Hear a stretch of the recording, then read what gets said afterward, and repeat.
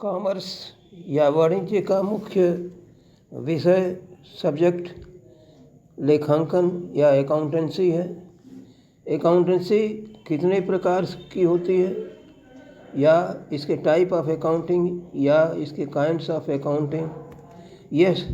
संस्थाओं के ऊपर डिपेंड करता है तथा वो संस्था किस लेवल पर इसको अपनाती है इसके ऊपर निर्भर करता है कि ये कौन से प्रकार उसके द्वारा अपनाए जाएं। तो मूल रूप से जो अकाउंटेंसी के अंतर्गत लेखांकन के प्रकार हैं वो 7 या 7 काइंड्स के बताए गए हैं,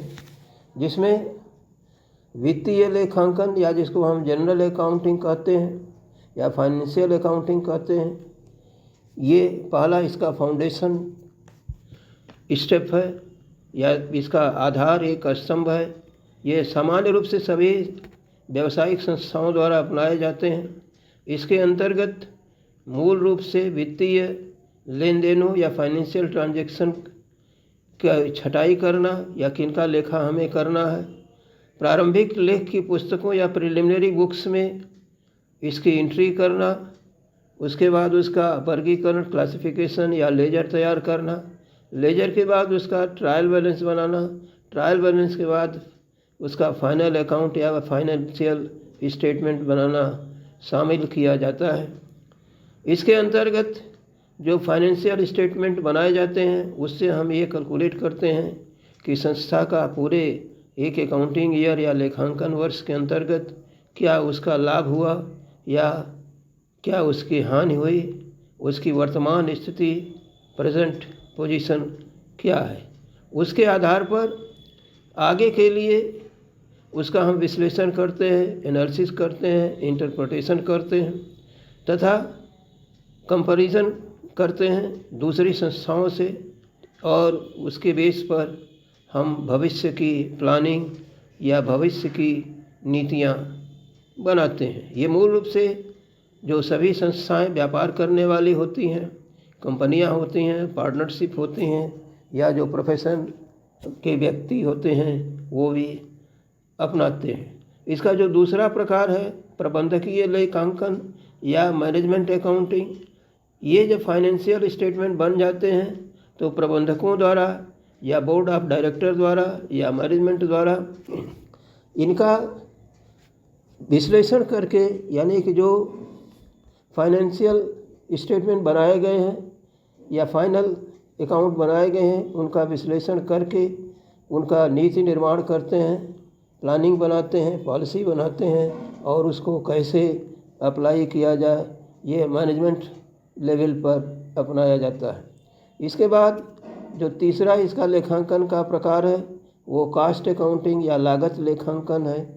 ये मूल रूप से उन संस्थाओं द्वारा या उन व्यक्तियों द्वारा अपनाया जाता है जो निर्माण कार्य करते हैं। इसके अंतर्गत कुल लागत कितनी लगी, प्रति इकाई लागत कितनी लगी, निर्माण कार्य के कारण उनका प्रॉफिट क्या हुआ, उनका लॉस क्या हुआ, ये इसके अंतर्गत हिसाब किताब रखा जाता है, जिसमें किसी भी वस्तु की कुल लागत क्या है, इसके लिए कितना मटेरियल उपयोग किया गया, कितने कुल लेबर लगे और कितने इसके अंतर्गत एक्सपेंडिचर किए गए हैं, कैसे लागत इसको कम की जा सकती है, कैसे लागत में पर कंट्रोल किया जाता है, ये सब कास्ट अकाउंटिंग के अंतर्गत लिखा जाता है या बताया जाता है। इसके बाद जो है कर लेखांकन या टैक्स अकाउंटिंग है। ये उन संस्थाओं के लिए होता है कि जो टैक्स लगाने वाली जो संस्थाएं हैं, जैसे सरकारी विभाग हैं जिसमें जीएसटी है, इनकम टैक्स है या जो अदर टैक्सेस लगते हैं, उनके लिए अकाउंटिंग का ये क्या स्वरूप होगा, क्या प्रकार होगा, उसके हिसाब से हम इसको रखते हैं। इसके बाद जो है सरकारी लेखांकन, यानी जो सरकार की संस्थाएं हैं उनके द्वारा केंद्र सरकार या राज्य सरकार या स्थानीय निकाय लोकल बॉडी जो है जिसमें म्यूनिसिपल बोर्ड या म्यूनिसिपल टैक्स आते हैं, वो सब इसमें हिसाब किताब अपना ये रखते हैं। ये खास करके सरकार द्वारा अपने आय व्यय को किस हिसाब से कंट्रोल किया जाए, कैसे रखा जाए, ये इसके अंतर्गत जो गवर्नमेंट अकाउंटिंग है उसके अंतर्गत बताया जाता है। इसके बाद जो है सोशल रिस्पॉन्सिबिलिटी अकाउंटिंग, या जिसको हम कहते हैं सामाजिक उत्तरदायित्व लेखांकन या सोशल रिस्पॉन्सिबिलिटी अकाउंटिंग। इसमें जो है ये संपूर्ण समाज के आर्थिक लेन देनों को क्रमबद्ध और नियमित लेखा रखने के लिए इसमें अपना बताया गया है। इसके अंतर्गत जो राष्ट्रीय आय या नेशनल इनकम होती है या नेशनल प्रोडक्ट होते हैं, इसमें जो फंड आते हैं कहाँ से आएंगे, कहाँ से इसका रिसोर्सेस होगा, ये सब सामाजिक लेखांकन मूल रूप से समाज के विकास के लिए कुछ संस्थाओं द्वारा